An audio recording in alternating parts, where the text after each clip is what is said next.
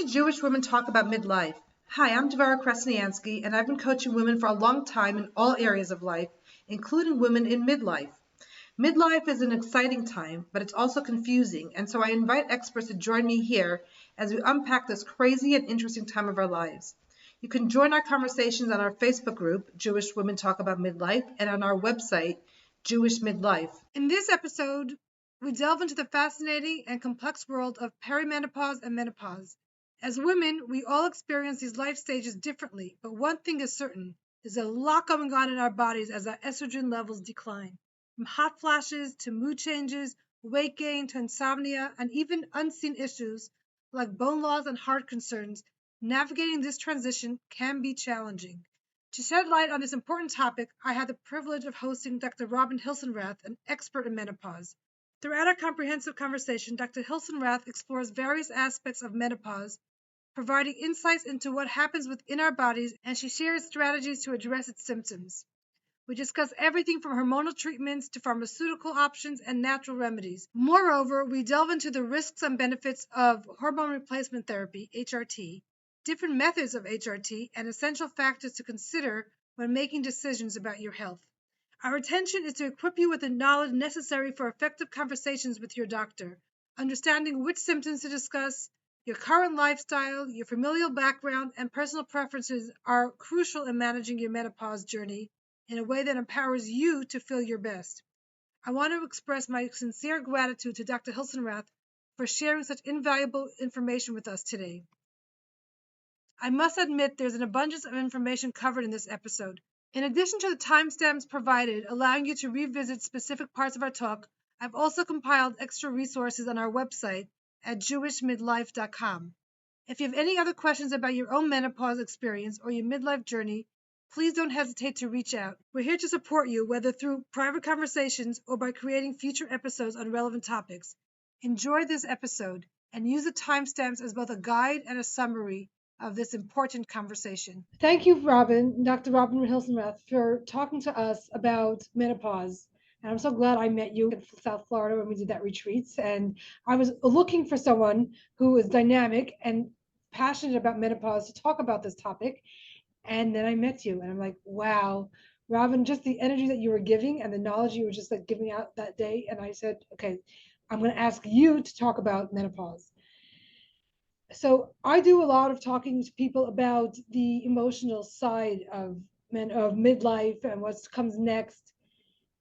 And then there's always inevitably the questions about and talking about menopause, which I think is really a medical doctor information, not something that I can give. So I put out the fact that I'm going to be talking to you and ask people to send me some questions. We have some really good questions, and I send them to you in advance, but I have some more questions that will come through in this conversation. So once again, thank you for doing this. And as we get started, could you talk a little bit about the work that you do in general, and then more specifically, what you do with menopause? Thank you. Absolutely. Well, it was so great to meet you too. And some of my friends really enjoyed the podcast on bone health. And this is a good segue because, as we know, there are some benefits with hormone replacement therapy to protect bones. My name is Robin Hilsenrath.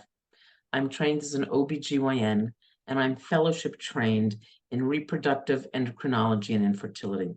So reproductive endocrinology deals with hormones, whether it's hormones to make someone ovulate, hormones for menopause, hormones for birth control.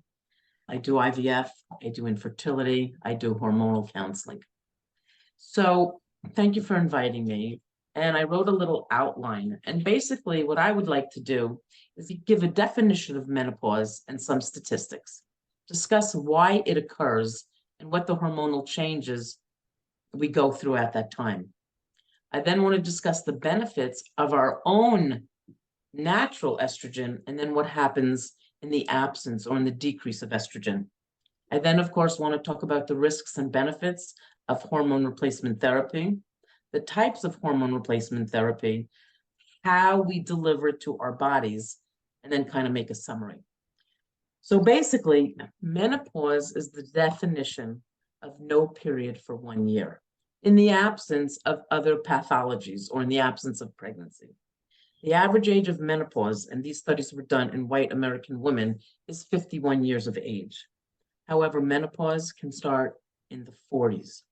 We begin the perimenopause, the time where our cycles are changing, at the age of 40. Any cessation or stopping of periods before age 40 is called premature menopause or premature ovarian failure. So from the age of 40, we are perimenopausal. When we lose our period for 12 months, it's considered the menopause. And then some people have then designated a third stage of our life, calling the postmenopause. But it's really a transition. So once we lose our periods, I can say I'm in continuous menopause or I'm postmenopausal. It's all the same thing. Now, why do we go into menopause? When we are fetuses, we have 4 to 5 million follicles, which are baby eggs in our ovaries.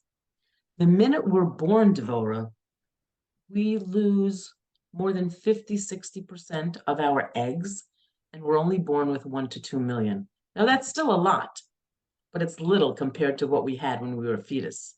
Now, when we get our first period, our egg count then goes down to 500,000. And each month we use up several eggs in the process of ovulation. By the time we're 40, we may have 10,000 eggs left. So that's when we begin the period of the perimenopause. So that's pretty much the definition. Now, why do we go into menopause? Again, it's a natural transition. We go into the menopause because we run out of eggs. And how does that happen hormonally in our body? The two main hormones of the ovary are estrogen and progesterone. There's many other hormones: testosterone, DHEA, DHEAS, inhibin. There's so many hormones, but we're all familiar most with estrogen and progesterone.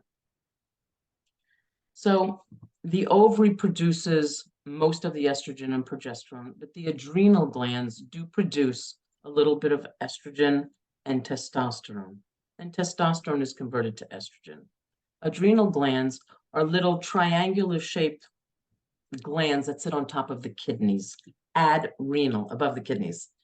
So the first thing that happens in the perimenopause, and people who don't always count their cycles or go to mikveh may not notice that the first subtle change that we see in the menopause is that our periods get shorter and shorter. So somebody may not notice, unless they're a mikveh goer, that their cycles have gone from 30 days to 28 days. And then what happens is they space out a little bit, and then you can actually miss periods for 2–3 months at a time. So when we go into complete menopause, most of our estrogen is gone. Again, the adrenal gland makes testosterone, which can be converted to low doses of estrogen. But estrogen and progesterone are very important for our well-being from head to toe. So I want to talk about what estrogen does for us. And if I really start at the head, I can tell you that estrogen gives us good hair, shiny hair. It helps our brain. It helps our cognition and our memory. If I want to then go down to my skin, estrogen gives us good skin. Mucous membranes. Mucous membranes are the tissue that we have inside our mouth, inside our uterine lining, inside our bladder, and inside our vagina. So estrogen lubricates those tissues so they maintain their normal moisturization. Now, why am I telling you everything that estrogen is good for? Because I'm going to tell, and again, this is our natural estrogen. Then I'm going to tell you what happens in the menopause with decreased estrogen. If we go down to the heart, I'll talk about some studies later, but estrogen protects our heart and gives us normal blood flow. We go to the breasts, estrogen allows us to develop glandular tissue and allows us to have higher prolactin levels so we can nurse our babies. Estrogen is shown in some studies to protect us against colon cancer. Getting down to the bladder, again, I talked about the mucous membranes. It allows us to have no problems with urinary incontinence. Estrogen protects our vaginal lining. In that area, it also gives us our libido and our sex drive. Just going down the body, we can be talking about the bones. Estrogen protects our bones. Going down even further, it affects skin and nails. It even affects, the bone health in the teeth. So from head to toe, having estrogen in our body keeps us healthy. Now, what happens when we have decreased estrogen? If you ask someone who's going through menopause or gone through menopause, I think, Devora, what they would say most often is probably the number 2 or 3 symptoms would be hot flashes, vaginal dryness, and then decreased sex drive or decreased libido. Also with that, I guess the number 4 symptom, and it depends on who you're asking, maybe mood changes, memory changes, problems remembering things, decreased concentration, sometimes even depression.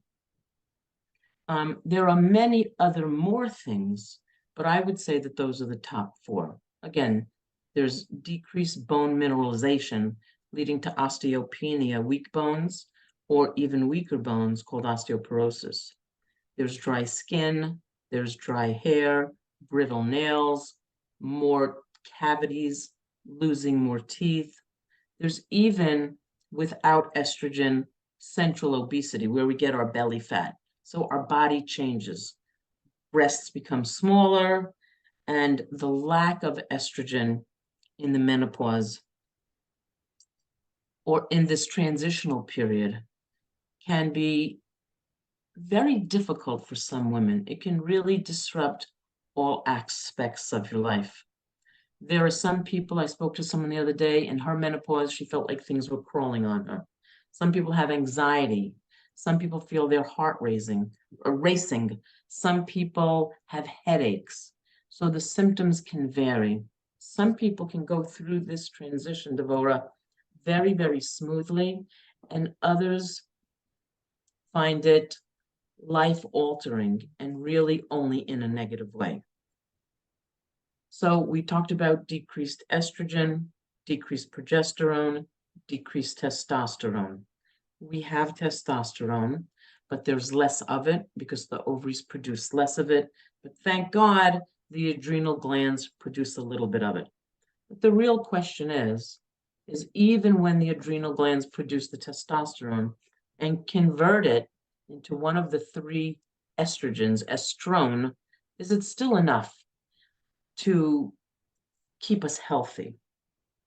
So I want to talk now about the risks and benefits. I think, Devora, we touched upon this briefly before we came live. There are so many studies on the risks and benefits of hormone replacement studies. There was the Women's Health Initiative that went from 1991 to 2005. And after that study, Devora, so many women stopped hormone replacement therapy, including my own mother, because the studies show that there's more risks than benefits. And I'll go over those. Then there's other studies that say, well, that study wasn't performed well.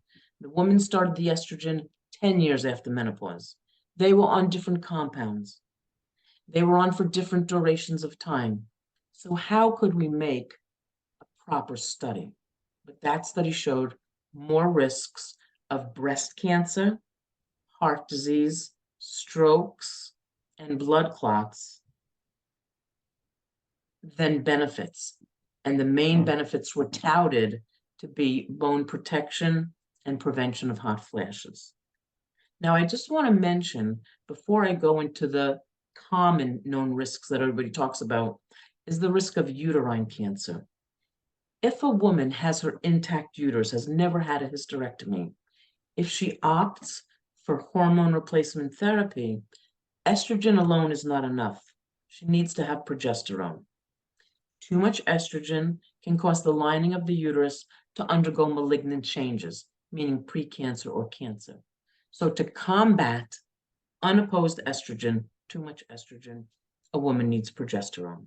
Whether I give it to her daily to try to prevent a period, or whether I give it to her cyclically for 10 days of the month, then she'll get a flow. Either method of progesterone supplementation protects against uterine cancer, or what we call endometrial hyperplasia, which can then potentially lead to endometrial cancer or carcinoma. So that's really all I want to say about the risks of hormone replacement therapy and uterine cancer, because I've never seen that in anyone on hormone replacement therapy. I just interrupt So, there for a second. We're yeah, talking please. about this an ablation. Is that, do they need a progesterone or they don't need? They still need progesterone, because when you ablate the lining of the uterus, you burn it, you destroy it, so that somebody no longer has heavy periods. That's the number one reason for uterine ablation. However, if there's still a small segment of the uterus, and it could be 2-3 millimeters of active uterine tissue, that could undergo cancerous changes. So even in ablation, it's recommended with a uterus, with an intact uterus, estrogen and progesterone. Now, if someone's had a hysterectomy, you can give them estrogen therapy alone. And we'll talk about adding on testosterone therapy later. But the main risks that you read in the literature, and again, there was the Women's Health Initiative, there's the HERS study, there's the nurses study, and then, Devora, to be perfectly honest, there's several other studies that have taken all the literature and researched them for years and tried to get an overall risk. So one study showed that the risk of breast cancer is 1 woman in every 1,000. One of my most favorite studies showed that it's 2 women that get breast cancer out of 1,000. And that gives us a 0.2% increased risk of breast cancer. So we have to weigh the pros and cons. I'm going to talk about in a minute who cannot take estrogen replacement. But what's my chance of falling if I have osteoporosis and having a hip fracture? And I'm sure you know, Devora, ladies, men too, but ladies who fractured their hip and the surgery is successful, but they still die. And that's because these older ladies could get pneumonia, or God forbid, a blood clot, a deep vein thrombosis that travels from their legs to their lungs, and that's called a pulmonary embolism. So basically, is hormone therapy right for you, right for me? We'll see. Ultimately, that's going to be a personal decision. So breast cancer. Now, one of the latest studies I read said that after 5 years of use, if you use estrogen alone, your risk of breast cancer was 17% higher.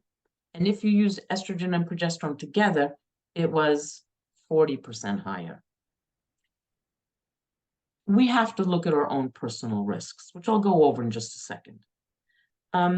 Before I discuss, I think, the other risks, we should probably just address what are our risks of breast cancer in general.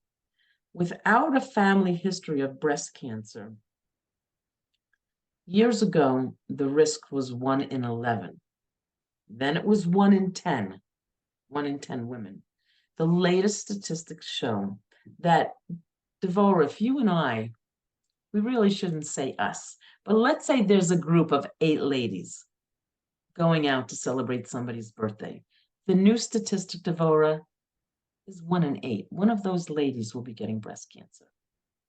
Now, what increases our risks is a family history of a first-degree relative. First-degree relative would be our mother, our children, no, our siblings and our children. I could have a great aunt, a second-degree relative, a third-degree relative. It's really a first-degree relative that increases our risk. The other risks are higher exposure to estrogen, such as getting our period early, and our periods only begin with the rise of estrogen, and going into menopause late. Ultimately, that means more years of estrogen exposure. The other risk factors are our weight, smoking, and having dense breasts. So if someone knows that they have a high risk of breast cancer just by being a woman, or maybe having a family history, they have to weigh the pros and cons. Do they want another 0.2% chance of breast cancer? After 10 years of use, one study showed that it would be 0.4% increased, and another study showed that after 15 years of hormone replacement therapy, the risk was 1.2%. But again, another study said it could be as high as 40 to 50%. So it really depends on so many different factors. Now, not to just focus on breast cancer. Some of the studies showed that estrogen is not as protective of heart disease as we thought it was. So some of the risk factors now include small chances of non-fatal myocardial infarctions or heart attack, non-fatal coronary heart disease, strokes, and blood clots. So those are things to take into consideration. But if we want to talk about what the initial indications for estrogen replacement were, or hormone replacement, that would be prevention of osteoporosis, prevention or treatment of hot flashes, and studies have shown that estrogen replacement therapy decreases the incidence of colorectal cancer. So, looking at the literature, I cannot give you a hard and fast number for the risks, but the newer studies show that the risks are now small and that the benefits, unlike that Women's Health Initiative back in 1991, that the benefits may outweigh the risks. So I wanted to talk about the methods of hormone replacement therapy. So remember, Devora, with the uterus, we need progesterone in addition to estrogen. Without a uterus, we can just do estrogen. Now, estrogen can be delivered systemically by a pill or something that's transdermal, a patch, a gel, a cream. Estrogen can also be just applied topically. A vaginal cream, a vaginal ring that just delivers estrogen to the vagina. And those studies certainly, Devora, have shown no increased risk of breast cancer or strokes or heart attacks because it's only absorbed locally. So there's pills, there's patches, there's creams, there's gels, there's injections, there's rings, there's even vaginal pills. So there's so many different options. But I think, Devora, you told me that a lot of people want to know about bioidentical hormones. So I think back in the 70s or 80s, there was this actress who got breast cancer. And I don't know how many of your viewers watch TV, and I've never seen her in TV, but she touts and advocates bioidentical hormones. And that lady is Suzanne Somers. And bioidentical hormones are hormones that are supposed to be bioidentical to what I make naturally. And they're made of plant and animal derivatives. So while it's still made in the lab, it's supposed to be more natural. Now, before I get into what some of them are, if you asked me, are bioidentical hormones less risky than what we get from the pharmacy? The answer is no. If I'm correct, I think Suzanne Somers had breast cancer and was still advocating bioidentical hormones. But breast cancer, I need to write this down so that I don't forget, or maybe you'll remind me. I want to talk about the contraindications, but I don't really know how she touted bioidentical hormones because breast cancer is an absolute no-no contraindication to hormone replacement therapy. So there are some bioidentical hormones that you can buy from the pharmacy, like estrase, like prometrium, A lot of them are made from natural plants. Some of them are made from wild GMs. The best bioidentical hormones are those that will be made in a compounding factory. The problem is they're not subjected to the same rules when it's made, with AstraZeneca or Johnson and Johnson or Merck. So there are synthetic hormones like the estrogen that you get, like the Provera, like the Kala pill called norethindrone. And then there's the biosynthetic, and then there's the bioidentical, and then there's the compounded ones.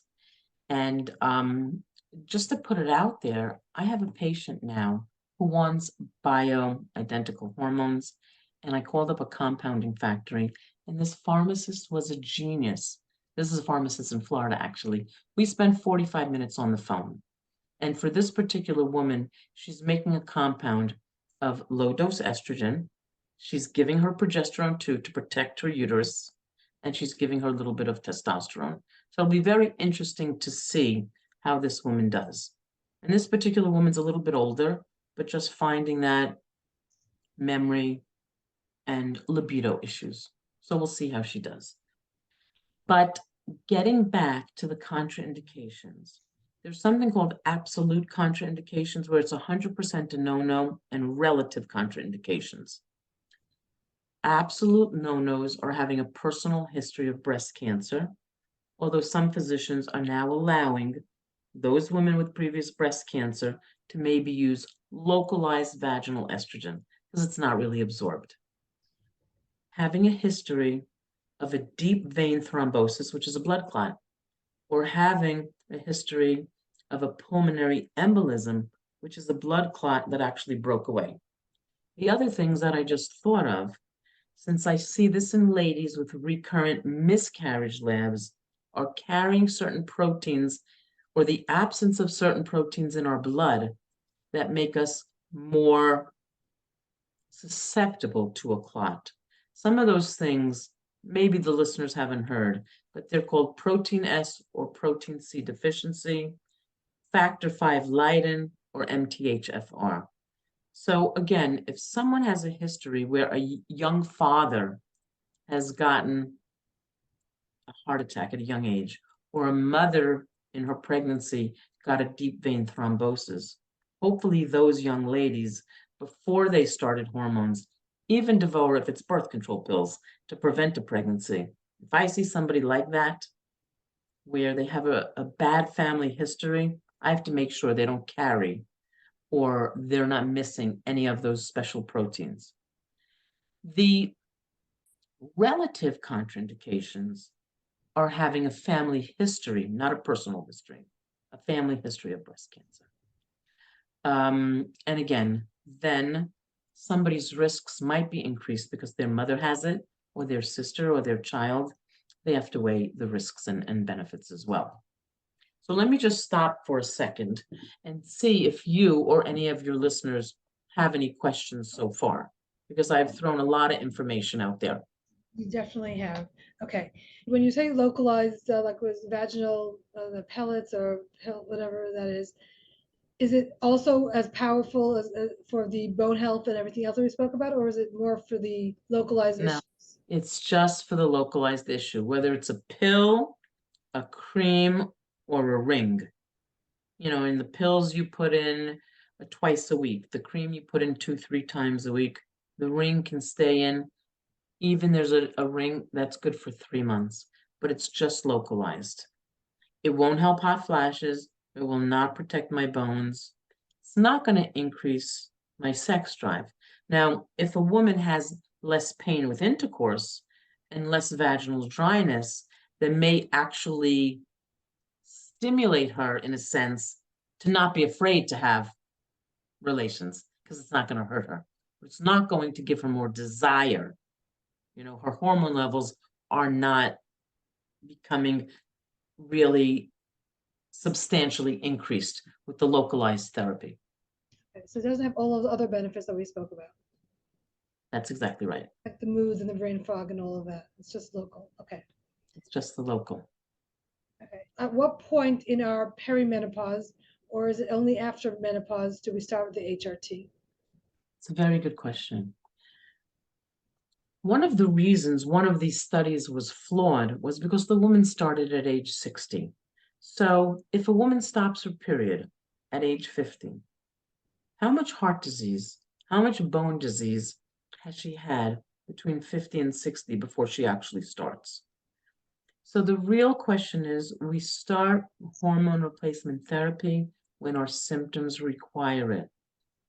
Working in Muncie, New York, where so many, and again, I live in two places right now, in New Jersey and in Florida, but working in Muncie, a lot of my patients from 45 to 55 use some sort of hormones, because knowing that it's such a big firm community, you can't go to the mikveh and be clean and then get a period 2, 3 days later. So a lot of those ladies, they're using hormones, but usually in the form of a birth control pill or a NuvaRing, a vaginal ring that has estrogen and progesterone, so they can cycle themselves. And they can cycle themselves so they don't get a period for 2 to 3 months. So it really depends on your symptoms. If someone goes into menopause at 40, then we can begin the therapy now. She doesn't have to wait till age 51, just because the statistic says that the average age of menopause in white American women, that's what the study was done on. So I'm just quoting, the literature. So just because it may have begun in you or somebody else, in me or somebody else at 51, doesn't mean if someone else has the symptoms or has no period at age 45 that we have to wait. So it's basically based upon the symptoms. There are some ladies that are still getting periods that experience vaginal dryness. They can either use a vaginal lubricant, they can use just a vaginal moisturizer. That's an everyday thing. It helps a little bit. They can use a lubricant just when they're sexually active. Or some of my 45-year-olds are actually using a little bit of vaginal estrogen to kind of ease that transition because they're noticing some dryness. So we start it when the symptoms dictate it. And still, a lot of people are afraid because if your mother didn't use it, or your sister doesn't use it, or your girlfriends don't use it, you don't really know much about it. And when my mother stopped, because her doctor told her to, we went through this whole list of questions. Do you need it? Do you have hot flashes? I didn't want to get too personal with my mother, but, these are the other symptoms, Mom. Do you need it? Because if you don't need it, fine, stay off it. But if you need it, the research is a little flawed. There are benefits. So sometimes the symptoms are obvious to you, like the hot flashes and the brain fog, but when we're talking about bone health, you don't really know until you know, until either you do like some sort of test or you fall. So some symptoms are a little bit more invisible. Right. Now, I was once at our American Society for Reproductive annual meeting. And the man who wrote the book on hormones is a man named Leon Spiroff. And I asked him in a public forum, at what age should we begin calcium and vitamin D? And really, this day, the real answer is more vitamin D than calcium. And his answer was kind of smug, but he said, well, when do you begin your period? So the answer is really by 18, we should be starting vitamin D3. Some of the calcium has been shown to cause other problems, so it's more the vitamin D3. But in answer to your question, to protect our bones, we need a healthy diet. We need some calcium from dietary sources. We need the vitamin D3. We need sun. We need magnesium to increase it, but we also need weight-bearing exercises. Now, women, for my patients, as soon as they hit the menopause or their periods are changing, I like to get a baseline bone density. I wasn't around, I haven't listened to the other podcast about bone health, but very often when they want to do, radiologists want to do bone densitometry, they measure the thickness of the bone. They'll do the wrist or the ankle. That is not the place to do. It should be the hip and the lumbar spine. And they will give a woman a T-score, and that's compared to other women their age. So if your T-score is more negative than 2.5, you have full-blown osteoporosis. And I'm thinking for a second, Devora, I think if your number is -1 or -1.5 until 2.5, you have osteopenia. Now, I'm glad you asked me this question because for almost every symptom of menopause, there's a non-hormonal alternative. So if someone's suffering mood changes or depression, there are antidepressants. If someone is suffering insomnia, there are medicines for that. Whether it's a sleeping pill or exercise before bed or melatonin, a Valium, there's all sorts of non-hormonal treatments for that. If someone is experiencing stress urinary incontinence, the mucous membranes of the bladder get dry, so you're urinating at night, you're urinating more frequently, or we're losing urine, there's medicines for that. Of course, you can also just use vaginal estrogen. That will actually help the bladder as well, but there's medicines for that. If someone has bad bones, there's bone building medication. And that bone building medication is supposed to A, prevent the breakdown of bone, and B, create new osteoblasts, new bone building precursors. I'm trying to think what other symptoms. If there's vaginal dryness, you can use just lubrication or moisturizer. For almost every symptom, for hot flashes, Devora, there are some natural herbs and vitamins. And if you have a second, let me just talk about some of those things.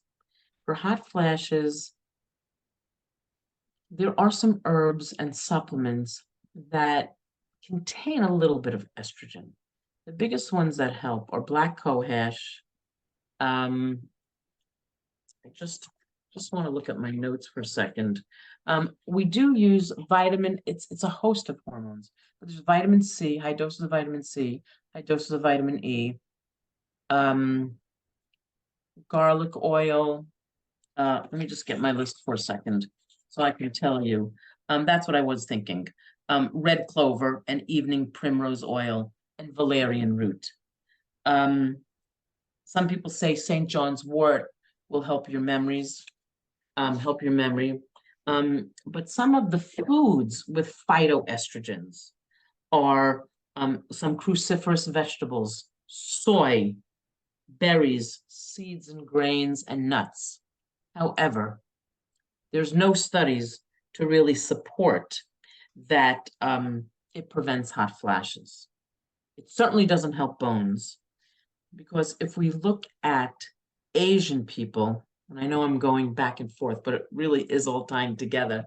If we talk about how Asians have so much soy in their diet, it doesn't protect their bones, because Caucasians and Asians have the worst bone mineral density of any population. If you look at an African American, a Black American, they go into the menopause with much thicker and heavier bones.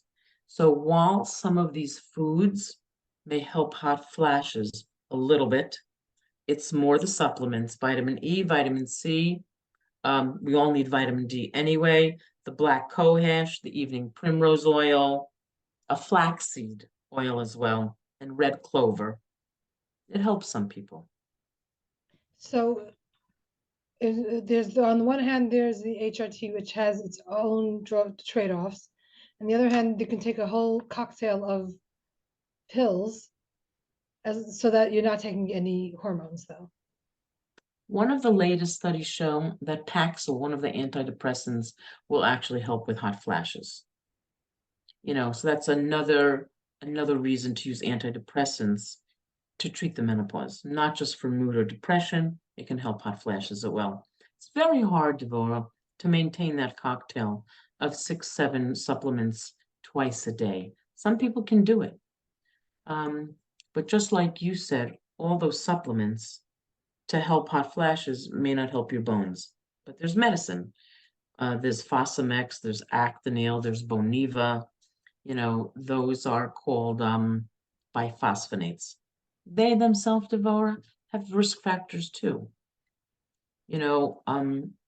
Bone disease in the teeth, bone disease, yeah. If someone has acid reflux, it makes it 10 times worse, So there are lots of alternatives for hormone replacement therapy. I'm not sure we're done, but talking about all this, I just wanted to say that me personally, I'm a proponent of hormone replacement therapy, and I'm not afraid of it. And I'm not afraid to take it if I need it. I actually don't, thank God. But I'm not afraid to discuss with a patient the risks and the benefits and see what her goals are, to see what symptoms I need to treat. So basically, a person needs to make an educated decision that's best for them.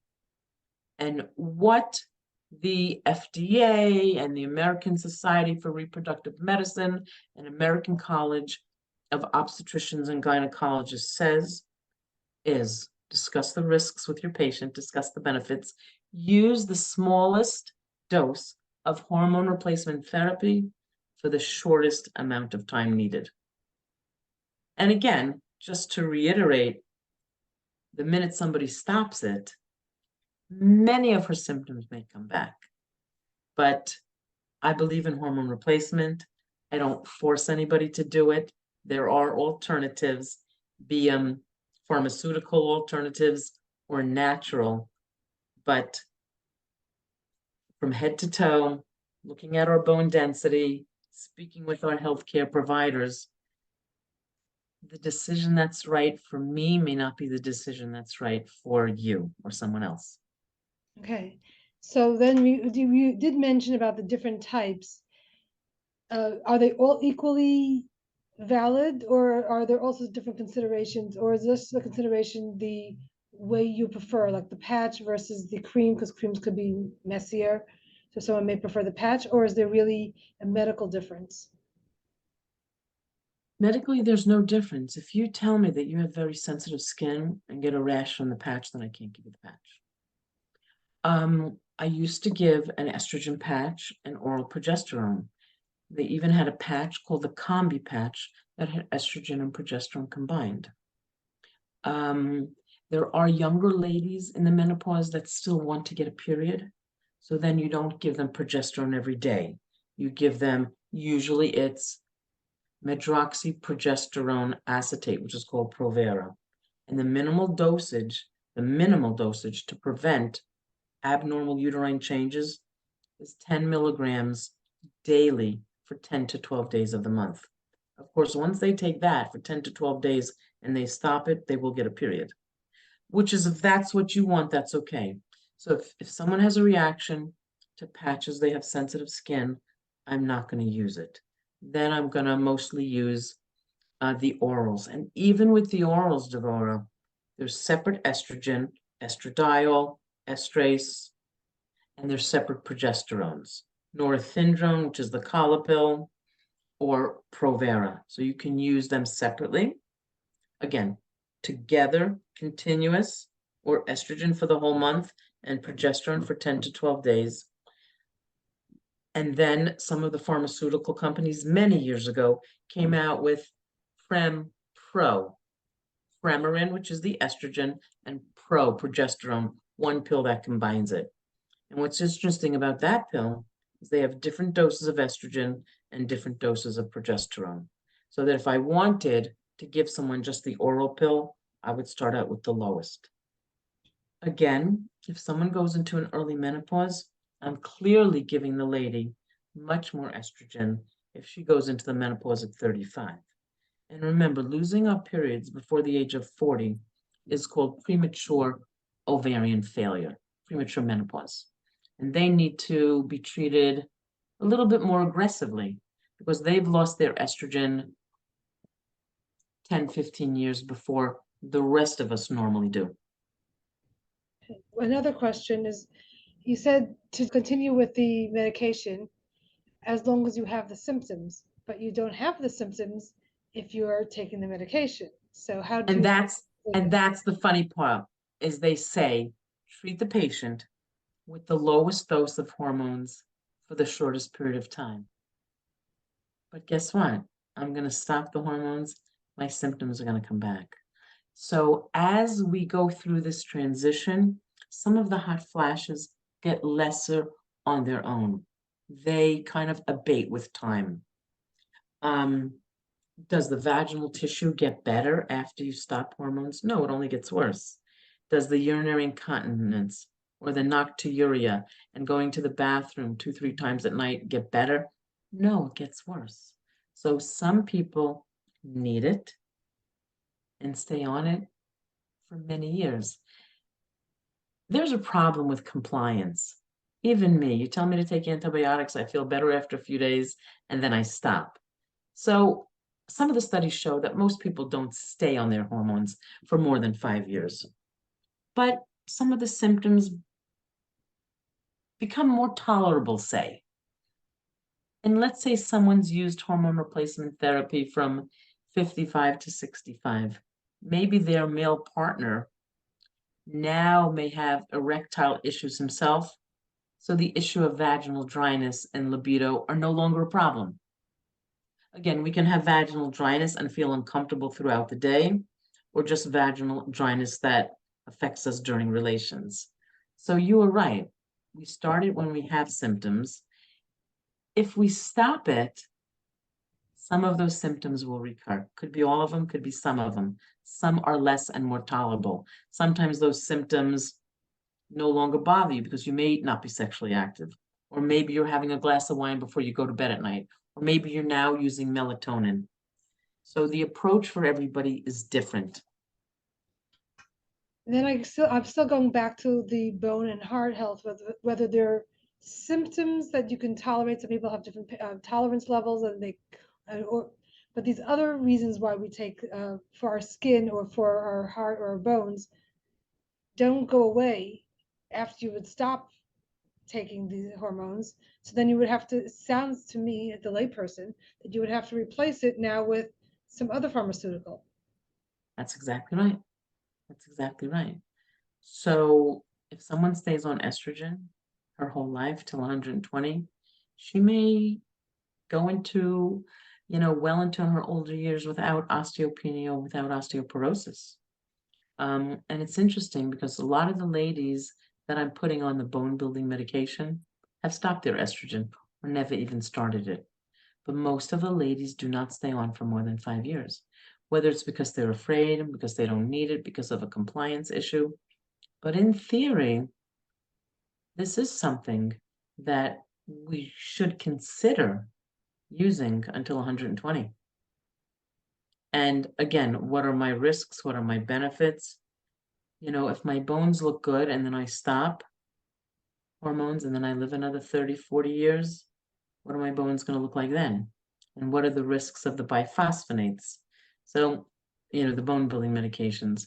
So every medication has its benefits, and unfortunately, every medication has its risks. I hear what you're saying, and maybe if more women stayed on hormone replacement therapy, maybe we'd have less hip fractures and less osteoporosis, but most people don't stay on it for long periods of time.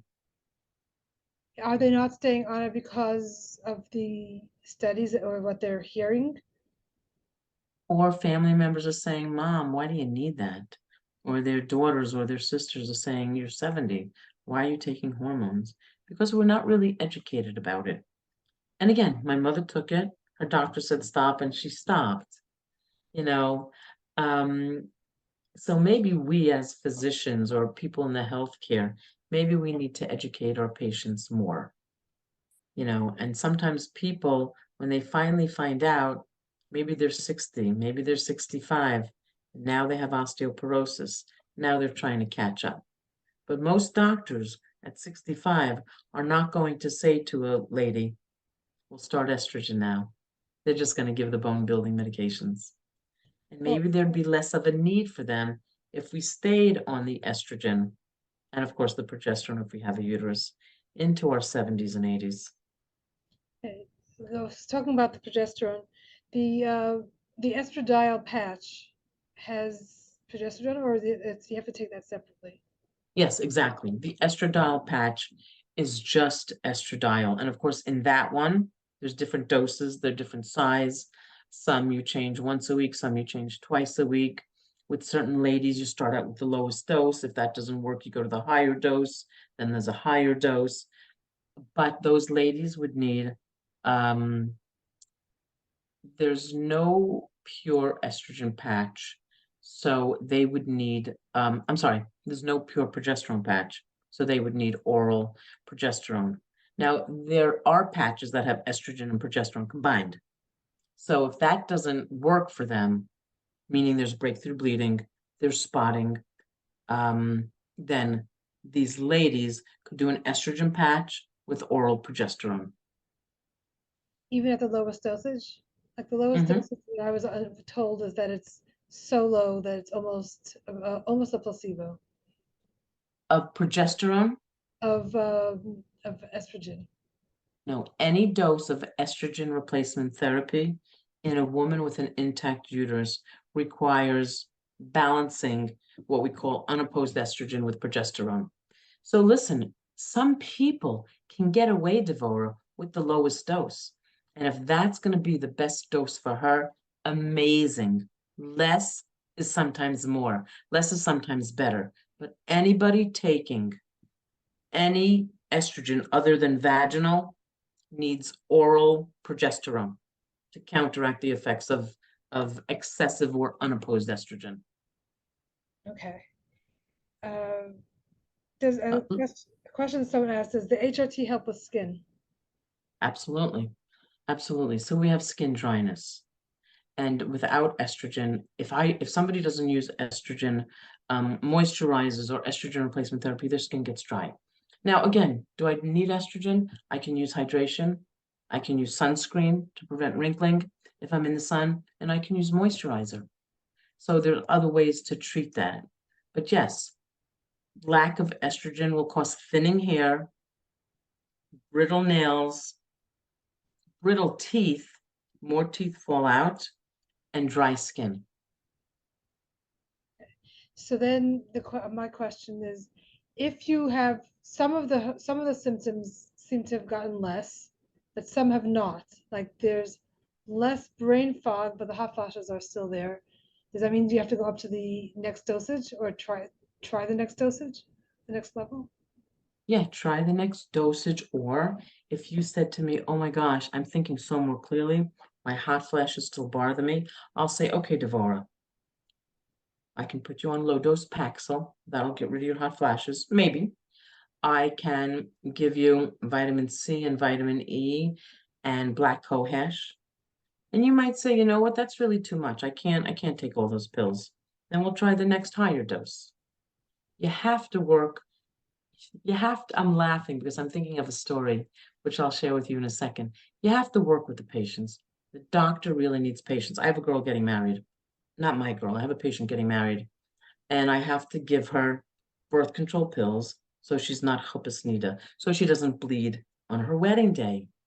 And I gave her one type of birth control pills, and after 3 days, she said, I'm so bloated. I feel so disgusting. I can't even imagine being intimate with my husband. I changed birth control pills. I changed the dosage of the progesterone. Third pill, I changed the dose of the estrogen. Finally, I gave her NuvaRing. Now, again, she's not in her 50s. She's a 20-year-old Kala. I gave her the NuvaRing, which is a ring with estrogen and progesterone. And she texted me and said, thank you for working with me. I don't feel bloated. I don't feel fat. I feel amazing. So, we'll take that out of 2 weeks before her wedding. She'll put it back in. a week before. She'll go to the mikveh, she'll be clean. But I worked with her, and you need a lot of patience to say, okay, Devora, how can we tweak you? What do we need to raise to make you feel better? So what I'm also hearing then is really start getting a good relationship with your doctor because you're going to be spending some time with them. Yes. Now, we talked about estrogen and progesterone. Some people need testosterone. We make testosterone premenopausal. And while our estrogen levels become super low in the menopause or postmenopausal, whatever you want to call it, again, it's that transition. Perimenopause, menopause, postmenopause. Really, once we're in the menopause, we don't have to say post because that's the next stage of our life. But while we know that estrogen decreases, the adrenal glands will make some testosterone. Testosterone has a role in bone health, less known than estrogen, but it also has a role in well-being. Now, men, there's something in men called low T, and I equate that to like a male menopause, and they have fatigue, lethargy, inability to concentrate. These men go on testosterone replacement. Now, for men, there's pills, there's patches, and there's injections. For ladies, there's no testosterone replacement. There used to be a pill called Test, half strength and full strength. It was a pill that gave you estrogen and testosterone. I loved it as a physician, and I gave the woman progesterone on top. They took it off the market. Anyway, testosterone is not absorbed very well orally. So for men, right, they make the pills, which aren't so good, the patches, the shots. Now, if you go to a compounding factory, men can get a spray, men can get a cream. You rub it on your inner thigh, on your inner arm. It increases their testosterone. Their male menopause is fixed. For us, we have to get testosterone from a compounding pharmacy. And again, they can make it in a gel, they can make it in a spray. I told you I spoke to a pharmacist the other day, and she said, hey, doc, I think that just giving your patient a compounding cream just made of testosterone isn't going to be enough in the face of a low estrogen. So, we're going to do a little experiment. Just give this lady testosterone, see if she's better as far as her sex drive goes. And if not, then I'll give her a little bit of estrase. And of course, with the estrogen, I have to add some progesterone into that whole picture. But the compounding factories or compounding pharmacies, are really important for us because there's no way to get testosterone. And if we took an injection, we'd be growing a beard, and having a very deep voice. And even with excess testosterone, a woman can have clitoromegaly, where the clitoris is slightly enlarged. So we can't use patches, we can't use pills. They're in the dose for a man. A man's testosterone should be above 280 to 1,000. Our testosterone level should be under 100. So we have to go to a compounding pharmacy if we want that. It sounds like something that we're going to have to work with the FDA, not me and you, but somebody ought to figure out why I got off the market. How are we going to? Well, the estradiol, maybe because because you really have to check a woman's testosterone levels. You really have to work with your endocrinologist or your internist or your OBGYN, because the first thing that you do when someone comes in complaining, more so for libido, is you check the estrogen, you check the testosterone, and then as you treat her, you can check the levels because you don't want those levels to go too high. Okay. So just to clarify for someone who doesn't know what a compound pharmacy is, can you just say that in 3 sentences? Sure. It's a pharmacy that obviously they'll still dispense regular pharmaceutical drugs, but they have a specialist in their pharmacy who's trained how to take estrogen and compound it into a cream. And you can tell the pharmacist what somebody's desires are. And it's interesting because you can get it in a tube and you can do clicks, you can do sprays, you can even do like put the cream on half an inch or an inch. And basically, the more you give, the more dose you get. So the pharmacist can compound something, and he or she's had special training in how to take estrogen, how to take progesterone, and how to take those compounds and make them into a topical. Again, a spray, a cream, a gel. And let's just say that 4 clicks, I'll give you an example, is 4 milligrams of testosterone. Well, the pharmacist may say start with 1 click. So you get 1 milligram and see how you do with that.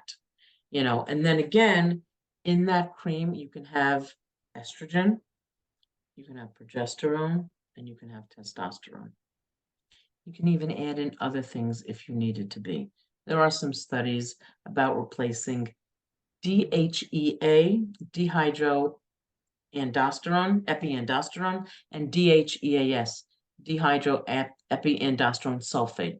Some of the studies show that that's better for fetal brain function, better for our function, but there's no studies to really support that.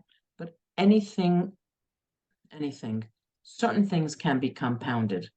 It all is based upon what the pharmacist has experience with. And there are pharmacies that will list all the things that they can compound. The best place for a person to go is a compounding pharmacy that specializes in HRT, and not just for men, because their doses are so much higher than what we need. Usually, though, to be perfectly honest, someone who's going to know how to give testosterone replacement to a man in a cream is going to know exactly how to do it with the woman. And it's a small percentage of what the men get or need. So what I understand is compound pharmacy is sort of like a customized medicine, like to get you more nuanced than the typical things that are on the shelf in the back of the pharmacy, not Right. And just to let you know, most insurances will not cover, but the woman that I'm getting a cream for now, she is getting a 3-month supply for $112. So that's not really expensive at all. Oh yeah, It's really very doable. promoting compound pharmacy, they're not paying for all the marketing and like the AstraZeneca is paying for, so the prices should be less because it's generic. Years ago, my very first job, I worked with an endocrinologist, a reproductive endocrinologist, and in women who had hysterectomies, he would insert pellets under the fatty tissue of the abdomen, subcutaneous, insert estrogen pellets. Pellets are still used, but not so frequently because you really must monitor the testosterone levels. It was just testosterone. The women loved it. They had energy. They had sex drive. It's not in such usage now, but people still use it. But again, we would need to be aware of what our levels are to make sure they're not too high. We don't want voice changes. We don't want hair growth. We don't want clitoromegaly. So usual standard hormone replacement therapy with estrogen and progesterone doesn't necessarily need blood or serum levels checked, but with testosterone, it's recommended. What do you mean it doesn't need your blood levels checked? You wouldn't. If I give a woman standard estrogen progesterone hormone replacement therapy and she feels better, again with the lowest dose, I don't need to check her estrogen levels. Okay. Again, I had a woman, the pills didn't work, nothing else worked, the patches didn't work. Finally, I increased her dosage of the patch. And I was checking her levels. She just was not absorbing it orally, not absorbing a patch here. So we moved the place. We changed the brand of estrogen patch. We doubled the dose. They didn't make a higher dose for her, so I gave her 2 patches. And we finally got her to a good place. And when I checked her estrogen, it was in a normal range. What's a normal range? When we are non-menopausal and we have our period, our estrogen on day 2 or day 3 is less than 35. When we ovulate, our estrogen is at least 200 if we're growing a good follicle. So in the menopause, though, estrogen can be 10, can be 15, and there's no increase, there's no ovulation. So there's no feeling good around that peri-ovulatory period. So this lady, when I checked her estrogen, all the time she wasn't absorbing it, it was less than 30. When we finally found the right dose, it was like 100. It wasn't super high, but it was perfect for her. Good for her. I'm so, Yeah. She's happy. and she's lucky she has a doctor that's going to work with her. Yes. Okay. Someone else asked this question, kind of back to the beginning. So if we have our period, don't have a period for 9 months, and then it comes back, is that normal? Yes. Yes. Irritating, but normal, right? And that year Yes. starts again, the counting of a You year. start counting all over again. Definition, 12 months of no period. Yes. And for Nida, it makes it very complex and frustrating, but that's, Well, that's why when you asked me, when does someone start hormone replacement therapy? In the community that I work in, a lot of 45 to 50-year-olds that are clean and then in need to 2 days later. They go back to the mikveh, maybe they're clean for 3 days, maybe 5 days. They can't plan. They want to go on a vacation. And they're still young enough that I don't have to give them standard hormone replacement therapy. That actually happens to be 1/10 the strength of a birth control pill. So they're still young. I'll just give them birth control pills. But really, one of the favorites is the NuvaRing. You put it in. After 3 weeks, if you take it out, you get a period. But what they'll do, Devora, they'll put it in, keep it in for 3 weeks, take it out, put in a new one. No periods. And some of these ladies can go for 3, 4 months without a period. If they could stay clean the whole year, it's safe. But I tell them, don't wait till you have an occasion that you want to be clean for, because that's when after 3, 4 months, you'll probably start to stain. Just take it out, get a period before your simcha, get a period before your family photos are taken. So you could be really close to your husband in the photos. Do this before, be on the second ring when you have that family simcha, or be on the third row. Just plan it accordingly so there's no surprises. But yes, a lot of my ladies in the perimenopause can go 3, 4 months without a period. yeah, but this woman, who I guess her thing is that she was 9 months and then she planned a vacation because she was 9 months clean naturally at 50, whatever she said, I don't remember what she said, and then bam. Murphy's Law. Yeah. But she wanted to know if it was healthy, if she was okay, for starters. So the annoyance she'll have to deal with, but she is okay. Well, let me tell you what's not healthy, and I'm glad you brought that up. If you have a lady in the menopause, it's been 15 months, okay? She's not on hormones.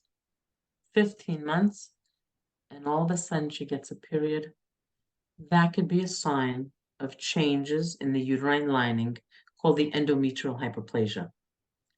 And that warrants a vaginal ultrasound to check the lining of the uterine cavity or the uterine stripe. I'm actually at my home office. I don't know if you can see this or if your viewers can see this. This is what I wanted to show you. So this is called the uterine lining. Right. So I'll put this uterus down now so I can talk with my hands since I'm Italian. So in the menopause, the lining needs to be less than 3 millimeters. So if someone has menopausal or postmenopausal bleeding, they get an ultrasound and a uterine biopsy to detect any changes. Again, what your friend or this woman that you know is experiencing, she could go 10 months without a period and bleed again. But once she hits the menopause, 12 months without a period, in that 14th month, in that 16th month, in that 18th month, ultrasound and biopsy. The biopsy is to take a piece of tissue and have the pathologist look under the microscope to make sure that there's no pre-cancer, pre-cancer. And if it's just hyperplasia, where the cells are a little bit bigger, we treat that with progesterone for 3 months. Uterine cancer usually comes from too much estrogen. Early puberty, late menopause, obesity, never having an interruption in your estrogen, like not having a child. And by the way, the risks of breast cancer are lowered when we have our first child before the age of 35. But the risks of uterine cancer are too much, or again, unopposed estrogen. You don't have any progesterone to balance it out. So if a woman who's menopausal, postmenopausal, has bleeding, if there's no cancer, we say, okay, Baruch Hashem. If there's endometrial hyperplasia, and it's called simple, they reverse it with 3 months of progesterone, Provera, or even Megase, another form of estrogen, of progesterone. And then they get a rebiopsy, and if everything's normal, they're good. But then they have to go through the whole thing again. If they're clean, have no periods for the next 3-4 years, and bleed again, the same thing. Vaginal ultrasound, uterine biopsy, test the tissue. Would it happen again that so she has her period now, and then 5 months from now again? Or is it kind of like it could just go 9 months, 5 months, 2 months, 3 months? She doesn't, Devora, it could go 11 and a half months, and then she gets a period. and again a year later? Or not likely that she'll do another 11 months and then another period? It's not that likely. It's not that likely, but it's possible because the real definition is 12 full months. And that's kind of the most, it's really unpredictable. Remember, the first thing that we're going to see is a 30-day cycle, maybe 29, 28. Then it spaces out. Then it can go crazy, Devora. Then it can get closer. Then it can skip 1-2 months. And then anything can happen. And guess what, Devora? Some people can have a period and never have another one, not have any of this shortening, lengthening, skipping. Wow. And if someone doesn't get into menopause, by what age do we, or like 54 and they're still going pretty much monthly? Is that possible? It is. Remember, the average age is 51. I've seen people still having pretty regular periods at 55. Now, I try to just look at them. I try to just see if they're irregular. If there's anything irregular, spotting in between, I might do an ultrasound and a biopsy because I tend to practice pretty carefully. I don't want to be responsible for missing something on someone, but I do have 55-year-olds. Remember, 51 is just the average. Now, if I have someone who's 58, 59, it worries me because that's really outside the 45 to 55 range. That's an outlier. So it raises some red flags. I may do an ultrasound, see what's going on. So But, 53 and still getting her period could still get pregnant? if you read the literature, it says anybody who's still menstruating needs birth control. You don't need birth control, so the literature says, if you've had 1 year of no periods. I think the oldest lady that I had get pregnant on her own was 47. She stopped using birth control. She said, my periods are so infrequent. And I'll tell you the truth, Devora, I remember her very well. She got pregnant and she miscarried. She wasn't unhappy. She had a big family, and her baby was still only, she was 47, so maybe her baby was like 6. But the quality of that egg was so poor, and we have greater genetic abnormalities in our eggs over 40. So it was pretty much destined. Really can't say that, but she actually called her Rav and asked if I could give her the abortion pill. And her Rav is very smart. He said, no, you can't have the abortion pill. Just have Dr. Hilsenrath follow your HCG, your pregnancy hormones. And the Rav said they'll go up and then they'll go down. And that's exactly what happened. Because that was a little bit of a surprise for her at 47. So people can or should be aware that it's possible. So even if the pregnancy may not go all the way through, and it might, and you said that it could be a pregnancy and whatever happens with that. So at a certain age, decide what you want to do as far as preventing that pregnancy. We do know that pregnancy rates are less over 40, lesser over 42 and 44. But if I have patients in that perimenopause, I still recommend birth control.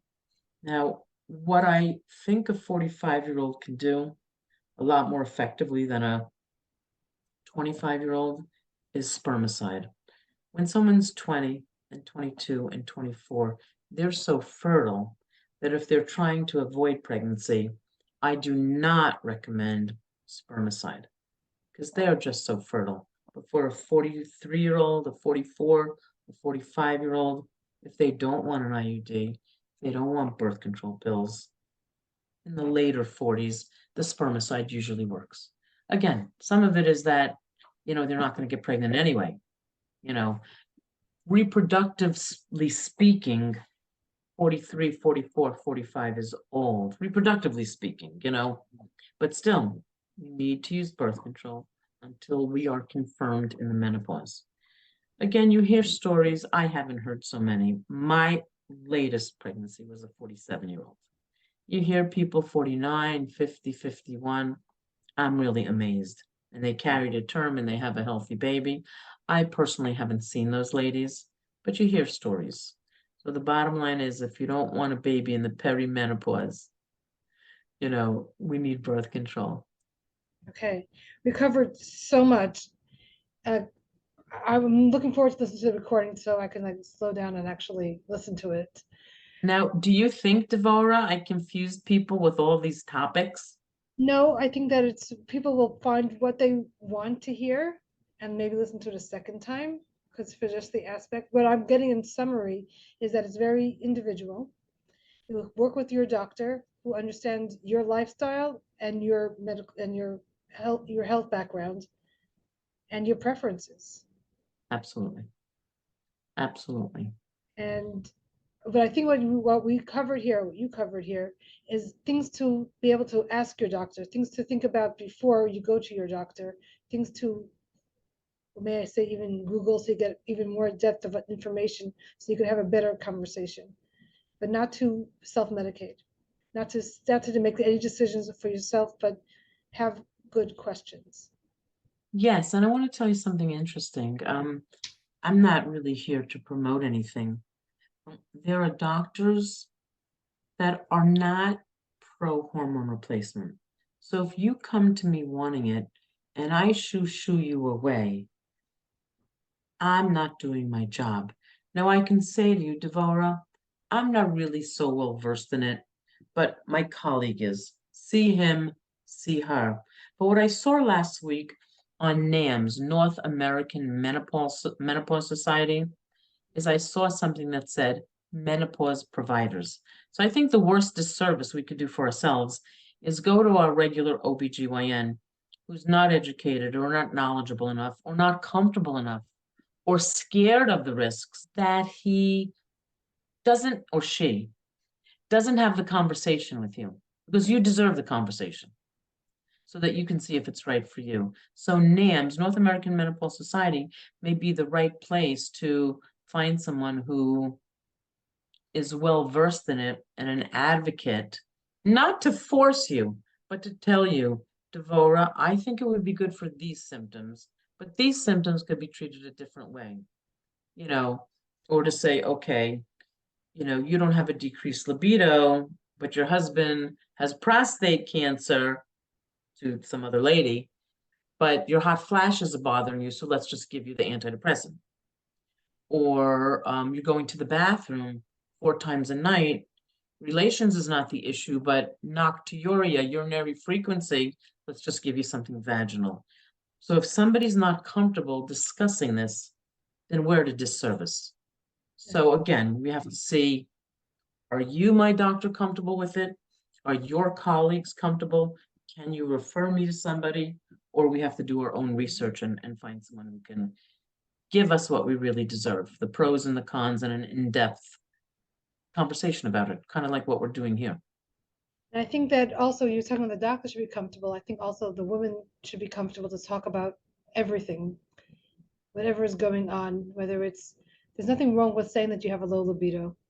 There's nothing wrong with saying that you, to your doctor, especially, you don't have to announce it online, but to really have the full conversation. These are my concerns. This is my family history. Like really know what you need to know and be willing to talk about it, and also be willing to push back on the doctor. No offense. When I go to the gynecologist, nobody asks me about libido or dryness. I ask all my ladies over 45, especially those that are even older, 50, 55, 60. Are you still sexually active? Most of them thankfully say, yeah, why not? Some say, no, he can't, or he has this issue, or we're not interested in that. But some of them say, no, I can't because I'm too dry, or I have this issue or that issue. So I think I'm one of the few physicians. I don't ask that question to an 18-year-old or a 20-year-old. You know, 45-year-old, are you still sexually active? 50 years old, are you having hot flashes? Are you having any vaginal dryness? Is there anything going on in the bedroom that I can help you with? Nobody's ever asked me that. I mean, I know where to go to should I have an issue, but nobody's ever asked me. And I'm 63, so, you know, maybe I need a new gynecologist, but, you know, we can't be shy with our gynecologist. And I think Like you to said, wrap up, we need to talk about those issues. we've been talking a lot, and there's so much more we can cover. But what kind of doctor are we talking about? Are we only talking about an OBGYN, or could we go to an endocrinologist for this? Depends on the endocrinologist, yes. Some endocrinologists might want to specialize in diabetes. Some may want to specialize in other areas.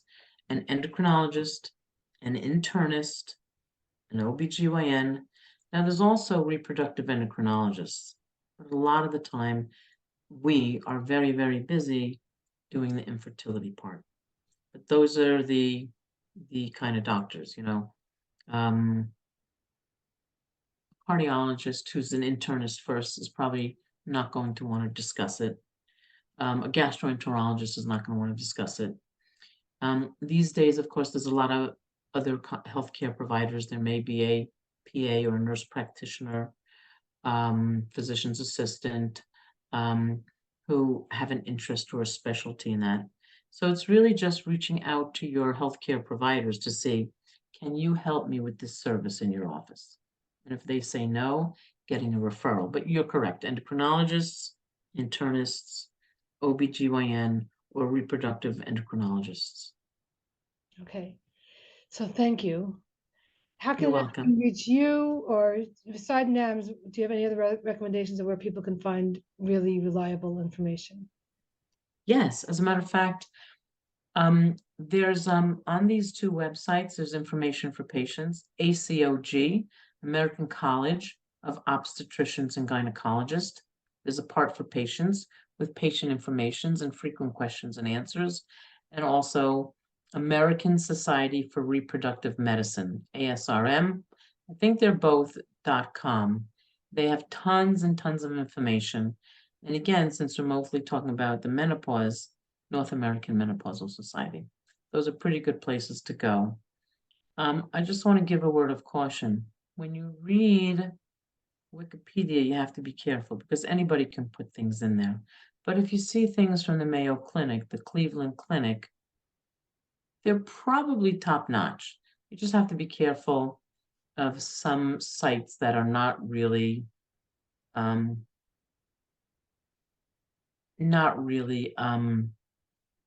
written by people in the know. Nice. I think with these websites, there's enough. I'm going to put a link to that on the website, and I'll see if I can even find the right patients page to give people directly into the right part. So Okay. this has been so helpful. You answered a lot of Yes. my questions throughout the conversation, and I already know what I want to talk to my doctor about.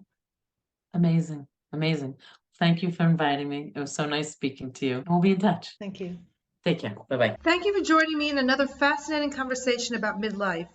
If you'd like to reach me, Devora Krasnianski, to talk about your midlife or anything else, you can reach me at jewishmidlife@gmail.com. You can also find us on our website, jewishmidlife.com, and follow us on Jewish Midlife on Instagram or Facebook, and join our conversations in our Facebook group at facebook.com/groups/Jewish Women Talk About Midlife. And share what we're doing with your friends and others in the midlife phase.